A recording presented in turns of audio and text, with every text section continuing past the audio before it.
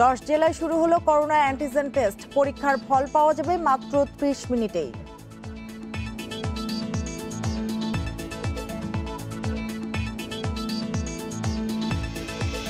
মানুষের কষ্ট লাঘব ও অর্থনীতি সচল রাখতেই প্রণোদনা, জানালেন প্রধানমন্ত্রী। স্বাস্থ্যবিধি মেনে চলার তাগিদ।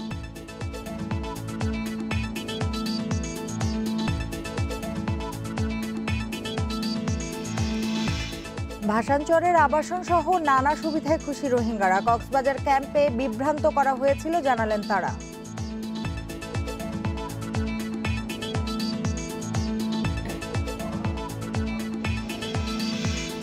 নিখোঁজের 3 দিন পর চট্টগ্রামে টেরি বাজারে নিজ বাসা থেকে দোকান কর্মচারীর মরদেহ উদ্ধার, 6 জন আটক।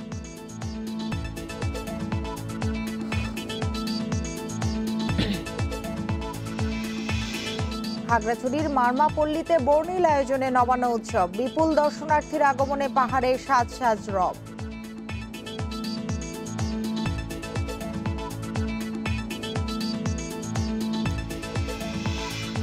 আমন্ত্রণ সমগ্র বাংলাদেশে, আপনাদের সঙ্গে আছি আমি সুমনা সিমি। এতক্ষণ জানাচ্ছিলাম শিরোনামগুলো, এবার জানাবো পুরো খবর।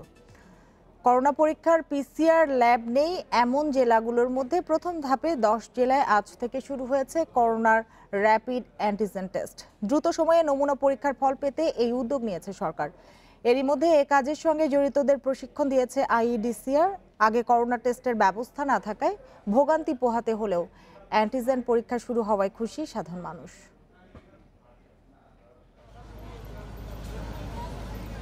মেহেরপুরে করোনা পরীক্ষার জন্য পিসিআর ল্যাব না থাকায় নমুনা সংগ্রহ করে তা কুষ্টিয়ায় পাঠাতো স্বাস্থ্য বিভাগ। শনিবার থেকে করোনা শনাক্তে 250 শয্যার জেনারেল হাসপাতালে শুরু হয়েছে অ্যান্টিজেন টেস্ট।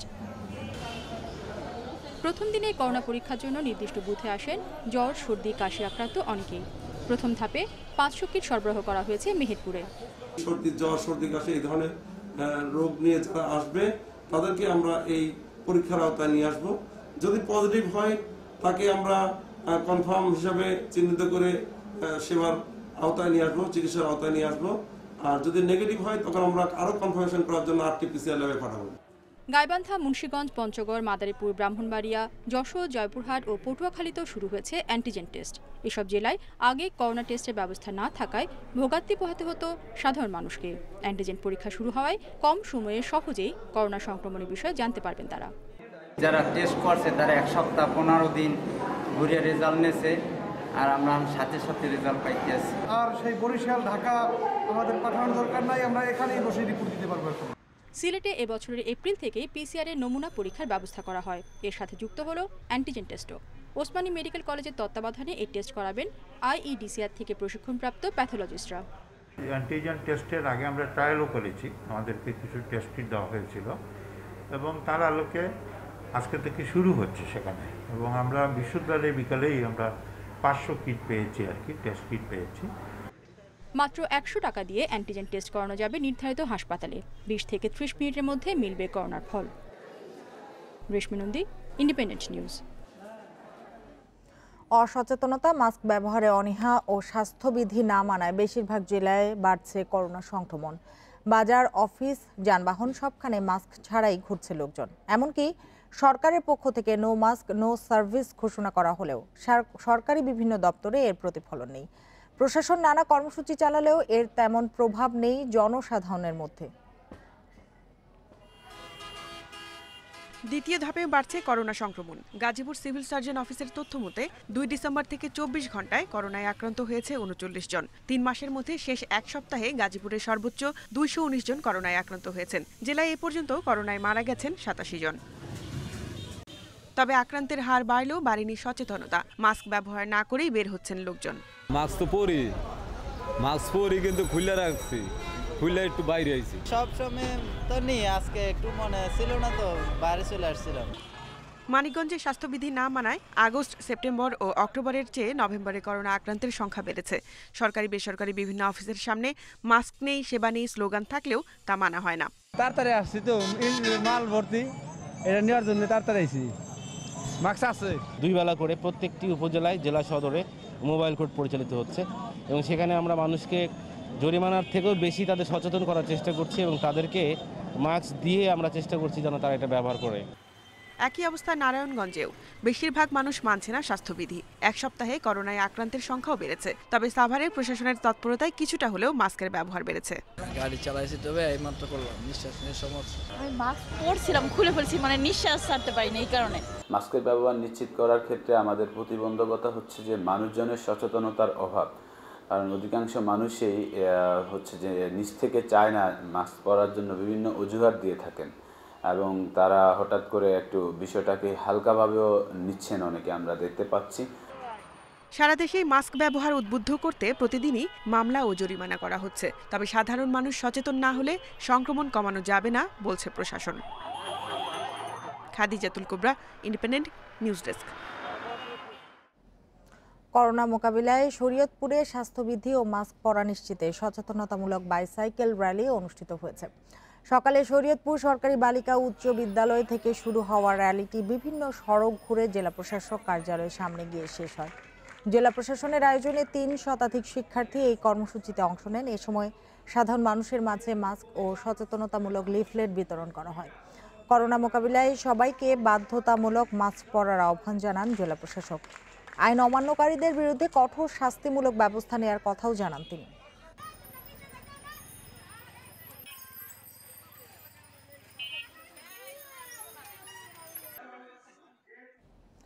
যান্ত্রিক ত্রুটির কারণে বরিশাল ও সিলেটে পিসিআর ল্যাবে করোনা নমুনা পরীক্ষা বন্ধ রয়েছে। এর মধ্যে ত্রুটি সারাতে বরিশাল মেডিকেলের পিসিআর মেশিন সকালে ঢাকায় আনা হয়। বৃহস্পতিবার রাত থেকে পিসিআর মেশিনের হিট ব্লক ইউনিট অচল হয়ে পড়ায় নমুনা পরীক্ষা বন্ধ করা হয়। শুক্রবার তা পরীক্ষার জন্য ঢাকা থেকে টেকনিক্যাল টিম বরিশালে যান। পরে সার্ভিসিংয়ের জন্য মেশিনটি ঢাকায় নিয়ে আসা হয়। টেকনিশিয়ানরা জানিয়েছেন ত্রুটি সারতে অন্তত 8 থেকে 10 দিন সময় লাগবে। গতকাল থেকে বরিশালে নমুনা ভোলা ও ঢাকায় পাঠানো হচ্ছে। এদিকে সিলেট ওসমানী মেডিকেল কলেজের পিসিআর ল্যাবেও যান্ত্রিক ত্রুটির কারণে শুক্রবার থেকে পরীক্ষা বন্ধ রয়েছে। এজন্য সাময়িক বন্ধ আছে নমুনা পরীক্ষার রেজিস্ট্রেশন কার্যক্রম। যারা বিদেশ যেতে চান তাদের পরীক্ষা ওই ল্যাবেই হতো। এতে বেশি বিপাকে পড়েছেন প্রবাসীরা, তাদের ছুটতে হচ্ছে ঢাকায়। নমুনা আসে হচ্ছে ডিভিশনাল ডিরেক্টর স্যারের মাধ্যমে। তারা আপাতত কিছু নমুনা হচ্ছে ভোলা ল্যাবে টেস্ট হচ্ছে এবং নমুনার সংখ্যা অনুযায়ী তারা সেভাবে সমন্বয় করে ব্যবস্থা করবে। কোম্পানি যারা সার্ভিসিং করছে তাদের তথ্য অনুসারে এটা প্রায় 1 সপ্তাহ থেকে 10 দিনের মতো সময় লাগতে পারে। আমাদের যে কোম্পানি সরবরাহ করে তাদের সাথে যোগাযোগ করা হয়েছে, ওনারা সম্ভবত আজকেই আসবেন এবং ওনারা ভিডিও কলের মাধ্যমে সমস্যাটা কি সেটা জানতে চেষ্টা করেছেন এবং সে অনুযায়ী ওনারা প্রস্তুতি নিয়ে আসবেন। নিয়োগ বিধি সংশোধন এবং বেতন বৈষম্য নিরসনের দাবিতে আজও দেশের বিভিন্ন জায়গায় স্বাস্থ্য সহকারীদের কর্মবিরতি চলছে। টানা 10 দিনের মতো কর্মবিরতিতে বন্ধ রয়েছে নিয়মিত টিকা ও প্রসূতি সেবা কর্মসূচি। বরিশালে 66 জন স্বাস্থ্য সহকারী সকাল থেকে সদর উপজেলা স্বাস্থ্য মিলনায়তনের সামনে অবস্থান নেন। টাঙ্গাইল উপজেলা স্বাস্থ্য কমপ্লেক্স চত্বরে মানববন্ধন করেন স্বাস্থ্য সহকারীরা। দাবি আদায় না হওয়া পর্যন্ত কর্মবিরতি চালিয়ে যাওয়ার ঘোষণা দেন তারা।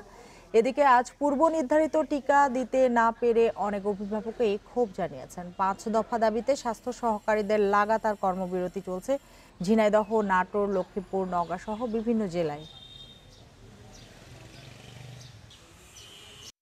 যারা স্বাস্থ্য পরিদর্শক তাদের 11, সহস্বাস্থ্য পরিদর্শক 12 এবং স্বাস্থ্য সহকারী 13। এই 13তম গ্রেড আমাদের দীর্ঘদিনের দাবি। এই দাবি যখনই সরকার বা কর্তৃপক্ষ বাস্তবায়ন করবে তখনই আমরা মাঠে ফিরে যাব। করোনায় সাধারণ মানুষের কষ্ট দূর করা এবং দেশের উন্নয়ন কার্যক্রম অব্যাহত রাখতে প্রণোদনা দেওয়া হয়েছে বলে জানিয়েছেন প্রধানমন্ত্রী শেখ হাসিনা। গণভবন থেকে ভিডিও কনফারেন্সের মাধ্যমে বিজিবির 95তম ব্যাচ রিক্রুট মৌলিক প্রশিক্ষণ সমাপনী কুচকাওয়াজ অনুষ্ঠানে তিনি একথা বলেন। চট্টগ্রামের সাতকানিয়ায় বর্ডার গার্ড ট্রেনিং সেন্টারে আয়োজন করা হয় বিজিবির 95তম রিক্রুট ব্যাচের সমাপনী অনুষ্ঠান। গণভবন থেকে ভিডিও কনফারেন্সে এতে যোগ দেন প্রধানমন্ত্রী শেখ হাসিনা। এ সময় তিনি বিজিবির চৌকশ দলের কুচকাওয়াজ উপভোগ ও সালাম গ্রহণ করেন। পরে প্রধানমন্ত্রী তার বক্তব্যে বলেন, করোনা থেকে দেশের মানুষের সুরক্ষায় সব ধরনের সহযোগিতা অব্যাহত রেখেছে সরকার। নাগরিকদের জীবনের সুরক্ষা ও সুন্দর জীবন নিশ্চিতে এরই মধ্যে করোনা ভ্যাকসিন কেনার অর্থ বরাদ্দ দেওয়া হয়েছে। এ সময় করোনার দ্বিতীয় ঢেউ মোকাবেলায় স্বাস্থ্যবিধি মেনে চলতে আবারও সবার প্রতি আহ্বান জানান প্রধানমন্ত্রী। মানুষের কষ্ট হয়, আমাদের কৃষক, শ্রমিক, মেহনতি মানুষ থেকে শুরু করে চাকরিজীবী শুরু করে আমাদের মসজিদের ইমাম, মুয়াজ্জিন থেকে শুরু করে স্কুলের টিচার, সর্বশ্রেণী পেশার মানুষ, তাদের যাতে কষ্ট না হয় তার জন্য আমরা প্রণোদনা দিয়ে যাচ্ছি। এই করোনা ভাইরাসের সময় সকলকে আমরা এভাবে সহযোগিতা করছি যাতে সকলেই তার অবস্থানে সুরক্ষিত থাকতে পারে। এর আগে সীমান্তে চোরাচালান, মাদকসহ সব ধরনের অপতৎপরতা বন্ধে বিজিবিকে সবসময় তৎপর থাকার নির্দেশ দেন প্রধানমন্ত্রী। বলেন, বিজিবির কার্যক্রম আধুনিকায়নে অত্যাধুনিক সরঞ্জাম প্রদান করা হয়েছে। বাহিনীর শক্তি বৃদ্ধিতে নিয়োগ দেওয়া হচ্ছে জনবল। আমাদের দেশের স্বাধীনতার সার্বভৌমত্ব সুরক্ষা যেমন করবে, পাশাপাশি চোরাচালানি বা নারী পাচার, শিশু পাচার সহ বিভিন্ন যে সমস্ত অপকর্ম বর্ডারে হয় সেগুলি যাতে না হতে পারে তার জন্য যথাযথ ব্যবস্থা নেবে, সেটা এই দিকে লক্ষ্য রেখেই আমরা এই আধুনিক প্রযুক্তি ব্যবহারের দিকে বিশেষভাবে নজর দিয়েছি। স্বাধীনতার চেতনায় উদ্বুদ্ধ হয়ে বাহিনীর শৃঙ্খলা মেনে চলতে বিজিবির নতুন সদস্যদের নির্দেশ দেন প্রধানমন্ত্রী। সার্ভিলেন্স ইকুইপমেন্ট স্থাপন করা। নুরে জান্নাত, ইন্ডিপেন্ডেন্ট নিউজ। প্রথম ধাপে ভাসানচরে আসা রোহিঙ্গারা মিয়ানমার ফিরে যাবার আগ পর্যন্ত সেখানেই থাকতে চান, সেই সাথে যত দ্রুত সম্ভব রোজগারমূলক কাজে যুক্ত হতে চান তারা। ভোটটা অন্য সাধারণ শীতের মতোই, কিন্তু ভাসানচরের এই অস্থায়ী বাসিন্দাদের কাছে এর আবেদনটাই ভিন্ন। নতুন ঠিকানায় প্রথম দিনের শুরু, হাজারো প্রশ্ন, হাজারো প্রত্যাশা, যেমনটা জানাচ্ছিলেন এই 4 সন্তানের বাবা মা। এটা তো একটু ভালো লাগছে আর কি, আরো যদি মনে করো তাকি যাইলে তোর আলম পরিবার যদি হয় আরো ভালো লাগবো। সরকার বললে এখন ধরে শিক্ষা করাইবো, লেখাপড়া করাইবো, চৌরি করতে যারা চৌরি দিব, যাতু জিয়াং করতে মানে হিয়াং করে নিরাপত্তা রাখি। রহিমের সঙ্গে একমত ভাসানচরে আসা বাকি রোহিঙ্গারাও। কক্সবাজার আশ্রয় শিবিরে ভাসানচর সম্পর্কে অনেকেই এখনো ভ্রান্ত ধারণা নিয়ে বসে আছে জানালেন তারা। ওখানে নিয়ে যায়া মানে কষ্ট দেবে, এখানে তো আমরা অনেকে রোহিঙ্গারা বলতো এরকম কথা, আমরা তো মিটিংয়ে শুনেছি আমরা আমাদেরকে এখানে নিরাপত্তা দেবে। দ্বীপের মধ্যে আমরা ওইটা দেখছি যে একদম পাকা রোড, এই পাকা ঘরবাড়ি। রোববার ভাসানচরের রোহিঙ্গাদের জন্য রেশন পদ্ধতি চালু করবে শরণার্থী ত্রাণ ও প্রত্যাবাসন কমিশন। শুধু তাই নয়, এখানে যারা থাকছেন তারা চাইলেই কক্সবাজার আশ্রয় শিবিরে গিয়ে দেখা করতে পারবেন তাদের পরিবারের অন্য সদস্যদের সঙ্গে। তাদের মালামাল তাদের কাছে পৌঁছে দিয়েছি। আমরা আশা করা যায় আজকে বা কালকের মধ্যে ফুড কার্ড দিয়ে দিব। আমাদের এনাফ খাদ্য আছে, আমরা প্যাকেজ করেছি, তাদেরকে আমরা আগামীকাল থেকে খাদ্য বিতরণ করব। তারা নিজেদের রান্না নিজেরা শুরু করবে। 13,000 একর আয়তনের এই দ্বীপে 1 লাখ রোহিঙ্গার আর্থসামাজিক উন্নয়নে নানা ব্যবস্থা করেছে সরকার। আর সেই সুযোগ নিতে আগ্রহী রোহিঙ্গাদের প্রথম দলটি এখানে আসে শুক্রবার, যারা সংখ্যায় 1642 জন। ক্ষেত কলা করতে চাই আর মাছটা চাই হাইতে চাই, এগুলা যদি সুবিধা যদি আর যদি সুবিধা দিয়ে দেয় আর অনেক খুশি হবে। ঘর ভালো, ঘর হলে ভাঙাচোরা ভালো ঘর।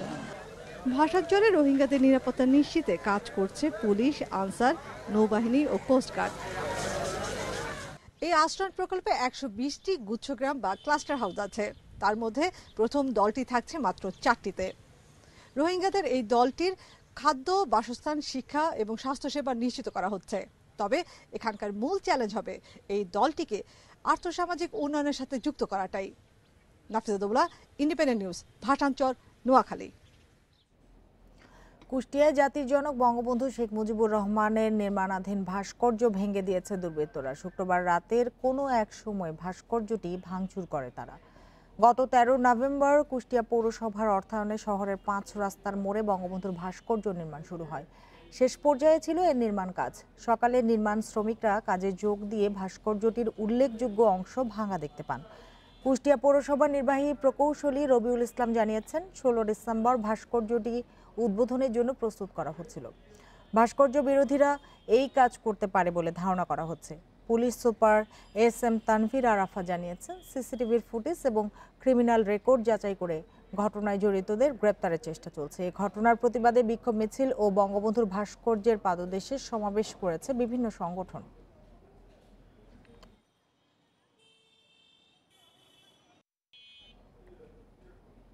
গৃহহীনদের জন্য প্রায় 4 কোটি টাকার জমি দান করলেন নেত্রকোনা 4 আসনের সংসদ সদস্য রেবেকা মোমিন। তিনি বলছেন, মানবিক কারণেই তিনি জমি দিলেন ভূমিহীনদের। এমন দান নজির হয়ে থাকবে বলছে এলাকাবাসী। নেত্রকোনা পৌর এলাকায় অন্তত 50 জন ভূমিহীনের বাসস্থানের জন্য সরকারি প্রকল্প বঙ্গবন্ধু গুচ্ছগ্রাম স্থাপনে জমি সংকট দেখা দেয়।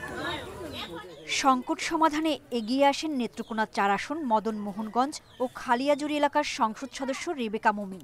নিজের 1 একর 64% জমি বঙ্গবন্ধু গুচ্ছগ্রাম প্রকল্পের জন্য বিনামূল্যে দেওয়ার ঘোষণা দেন। মানবতার কল্যাণে গৃহহীনদেরকে যাদের একটা গড়ের ব্যবস্থা করে দেওয়ার এই যে মাননীয় সংসদ সদস্য যে কাজটি করেছেন সেটি মুজিব বর্ষ স্মরণীয় হয়ে থাকবে। তার এমন উদ্যোগকে সাধুবাদ জানিয়েছেন এলাকাবাসী ও ভূমিহীনরা। অঞ্চল এলাকায় গ্রামবাসীর জন্য যারা গরিব আছে, যারা বাড়িঘর নাই, তারা পাইব, আমরা তাতে খুশি। গরিব আছে কর ভাই এমপি সাহেব জায়গা দিতেছে, আমরা খুব খুশি। বঙ্গবন্ধুর প্রতি শ্রদ্ধাবোধ ও ভালোবাসা থেকেই ভূমিহীনদের জন্য জমি দেওয়ার কথা জানান সংসদ সদস্য। মানবতার খাতিরেই দান করলাম আমি। আমাদের জমি জমা আছে কিছু, আর মুজিব বর্ষ ভাবলাম যে এই সময় দিলে মানে ওনার প্রতি আমার একটা ভালোবাসা সবসময় আছে এবং উনি আমাকে খুব ভালোবাসতেন। এই জমিতে সরকারি প্রকল্পে ঘর নির্মাণের কথা জানিয়েছেন জেলা প্রশাসক। তিনি ওই জায়গা সরকারকে দান করবেন, মূলত কালেক্টরের কাছে দান করবেন। কালেক্টর সরকারের নির্দেশনা অনুযায়ী, নীতিমালা অনুযায়ী যারা ভূমিহীন রয়েছে তাদেরকে প্রত্যেককে ঘর করে দেওয়ার জন্য জায়গা পরবর্তীতে বন্দোবস্ত প্রদান করবেন। এমন উদ্যোগে দেশের অন্য জনপ্রতিনিধি ও বিত্তবানরা এগিয়ে আসলে উপকৃত হবে দরিদ্র মানুষ, বলছেন সচেতন নাগরিকরা। Independent news desk. নিখোঁজের 3 দিন পর চট্টগ্রামের কোতোয়ালি টেরি বাজারের একটি বাসা থেকে দোকান কর্মচারী মাধব দেবনাথের মরদেহ উদ্ধার করেছে পুলিশ। গতরাতে বাসার খাটের নিচ থেকে মরদেহ উদ্ধার করা হয়। এই ঘটনায় জিজ্ঞাসাবাদের জন্য 6 জনকে আটক করা হয়েছে। 2 নভেম্বর থেকে খোঁজ পাওয়া যাচ্ছিল না টেরি বাজার আফিম গলির স্বর্ণ দোকানের কর্মচারী মাধব দেবনাথের। গত রাত 11টার দিকে খবর পেয়ে মাধবের মামার বাসা থেকে মরদেহ উদ্ধার করে পুলিশ। নিহতের হাত পা রশি দিয়ে বাঁধা ছিল, তাকে শ্বাসরোধে হত্যা করা হয়েছে বলে ধারণা করা হচ্ছে। মাধবের মামাতো ভাই পিন্টু দেবনাথের স্ত্রীর সাথে অবৈধ সম্পর্কের জেরেই এমন ঘটনা ঘটে থাকতে পারে বলে সন্দেহ করছে পুলিশ। ধারণা করছি পিন্টু দেবনাথের স্ত্রীর সঙ্গে তার মামাতো ভাই মাধব দেবনাথের কোনো একটা অবৈধ সম্পর্ক ছিল, এই নিয়ে এদের ভিতরে বিবাদ ছিল।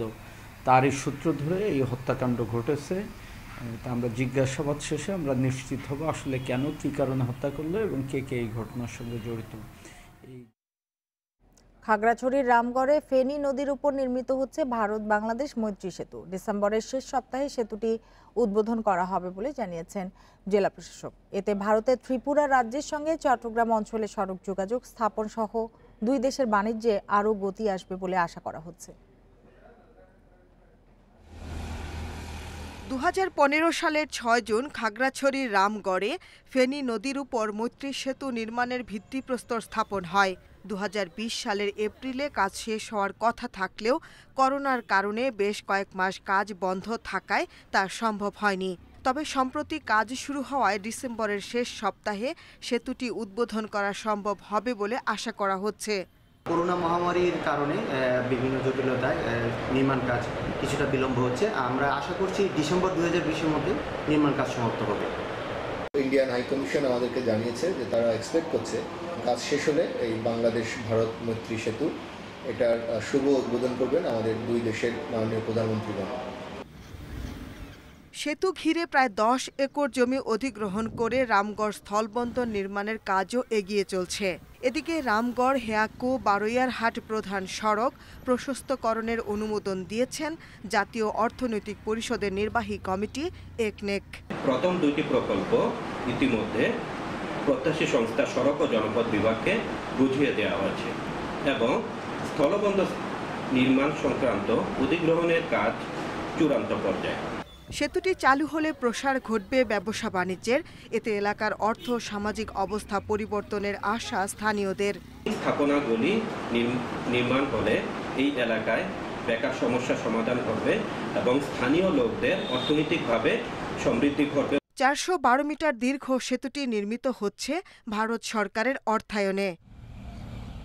Independent news desk. আধুনিক ও বাংলা চলচ্চিত্র সঙ্গীতের বিশিষ্ট গীতিকার ও সুরকার গৌরী প্রসন্ন মজুমদার লিখেছেন বহু কালজয়ী গান। পাবনার গোপালনগরে জন্ম নেয়া এই গীতিকবির 95তম জন্মবার্ষিকী আজ। দেশভাগের সময় কলকাতায় চলে যাওয়ায় কালের প্রবাহে হারিয়ে যেতে বসেছে তার পৈতৃক ভিটার সব স্মৃতিচিহ্ন। স্মৃতি ধরে রাখতে সেখানে সংগ্রহশালা গড়ে তোলার দাবি ভক্তকুলের।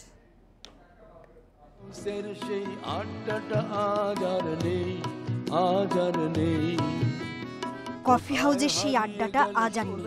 মাগো ভাবনা কেন, শোনো একটি মুজিবরের থেকে লক্ষ মুজিবরের কণ্ঠস্বরের ধ্বনি প্রতিধ্বনি। এরকম অসংখ্য কালজয়ী গানের রচয়িতা গৌরী প্রসন্ন মজুমদার। আধুনিক বাংলা গানের স্বর্ণযুগের বহু গান তার লেখা। বাণী আর ছন্দের অভাবনীয় মেলবন্ধনে কখনো হেমন্ত মুখোপাধ্যায়, শ্যামল মিত্র, শচীন দেব বর্মন কিংবা আশা ভোসলের কণ্ঠে তার লেখা গান বাঙালিকে আজও নিয়ে যায় স্বপ্নের দুনিয়া। পাবনার ফরিদপুর উপজেলার গোপালনগরের উদ্ভিদবিদ গিরিজাপ্রসাদ মজুমদারের ছেলে গৌরী প্রসন্ন মজুমদার দেশভাগের পর 1965 সালে সপরিবারে চলে যান ওপার বাংলায়। গৌরী প্রসন্নের পৈতৃক বাড়িটি এখন উপজেলার স্বাস্থ্য কমপ্লেক্স। স্মৃতিচিহ্ন বলতে রয়েছে পাশাপাশি দাঁড়িয়ে থাকা 3টি তালগাছ আর একটি ঘাট বাঁধানো পুকুর। বিখ্যাত গীতিকার, এটা ওনার জন্মমাটি, এটা আমার জানা ছিল না। আর তো ফরিদপুর গোপালপুর আসলাম, তো দেখে খুব ভালো লাগছে। স্মৃতি ধরে রাখতে পৈতৃক ভিটার সংগ্রহশালা করার দাবি জানিয়েছেন স্বজন ও বিশিষ্টজনরা। স্বাধীনতার পক্ষে যে সমস্ত স্লোগানগুলো তৈরি করা হয়েছিল সেই সময়, সেখানে গৌরী প্রসন্ন মজুমদারের অনন্য অবদান আছে। ওনার ওই বসতবাড়ির ভিটায় একটা স্মৃতিচিহ্ন হোক বা স্মৃতিসৌধ হোক, এটা আমাদের দাবি। গৌরী প্রসন্ন মজুমদার 1925 সালের এই দিনে জন্মগ্রহণ করেন পাবনার ফরিদপুর উপজেলায়।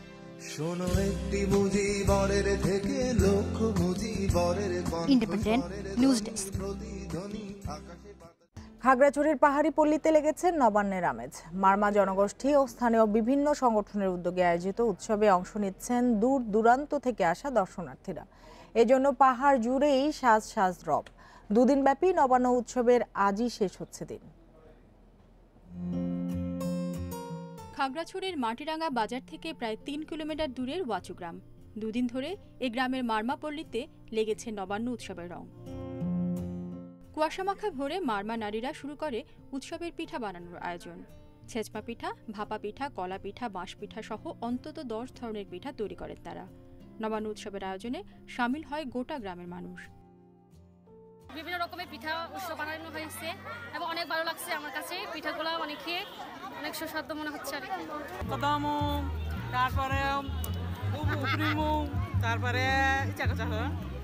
কৃত্রিমতা বর্জিত এই আয়োজনে সামিল হয়ে মুগ্ধ ঢাকা ও চট্টগ্রাম থেকে যাওয়া অনেক দর্শনার্থী।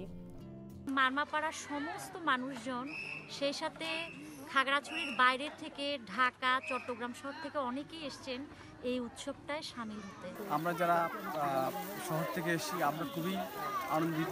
আমরা চাই এই ধরনের আয়োজনগুলি এখানে আরও বেশি করে হোক। স্থানীয়দের একত্র করতে প্রতি বছরই এমন আয়োজন করা হবে বলে জানান আয়োজকরা। সম্মিলিতভাবেই আমরা এই কাজটা করেছি। এই সমস্ত যে এগুলো তৈরি করা, এই আয়োজনগুলো তৈরি করা গ্রামবাসীরা করেছেন। পিঠাটা তারা করেছেন, তারা চাল দিয়েছেন, ডাল দিয়েছেন এবং বাইরে থেকে আমাদের কিছু আছেন, সুবর্ণদায়ী আছেন, এই পাঠশালা বিন্দু থেকে তাকে সহযোগিতা করেন। পিঠা উৎসবের পাশাপাশি উৎসব প্রাঙ্গণে কোমর তাঁত বনে স্থানীয় মারমা জনগোষ্ঠী। এছাড়াও দিনভর ছিল গ্রামীণ খেলাধুলা সহ নানা আয়োজন। Independent news desk. কাঁচামাল সংকট আর শ্রমিকদের অভাবে বগুড়ার আদমদীঘি উপজেলায় শাওইল বাজারে কমেছে শীতবস্ত্রের উৎপাদন। প্রতি বছর এ বাজারে বেচাকেনা হয় গড়ে প্রায় 550 কোটি টাকার শীতের কাপড়। কিন্তু করোনার কারণে চলতি বছর এখানের বিভিন্ন কারখানায় উৎপাদন কমেছে প্রায় 20%, যার ফলে শত কোটি টাকা কম লেনদেন হবে বলছেন সংশ্লিষ্টরা। আদমদীঘি উপজেলার নসরতপুর ইউনিয়নের গ্রাম শাওইল। শীতের কাপড়, চাদর ও কম্বল বেশি বেচাকেনা হয় বলে চাদর কম্বল হাট নামেও এটি পরিচিত। এই বাজারকে কেন্দ্র করে কর্মসংস্থান হয়েছে প্রায় 2 লাখ মানুষের। তাঁত শিল্পের জন্য নানা রং আর মানের যেসব সুতা তৈরি করা হয় তার প্রায় পুরোটাই আসে গার্মেন্টসের ঝুট থেকে। কিন্তু করোনার কারণে গেল মার্চ মাসে গার্মেন্টস বন্ধ হয়ে গেলে সংকটে পড়েন শ্রমিক আর ব্যবসায়ীরা। আগে প্রতি মাসে মনে করেন যে 1000 পিস কাপড় হতো, এখন মনে করেন যে 400 পিসও প্রোডাকশন নেই। বাইরে থেকে কোনো পার্টি আসে না, সুতাও তো একদম আসা বন্ধ।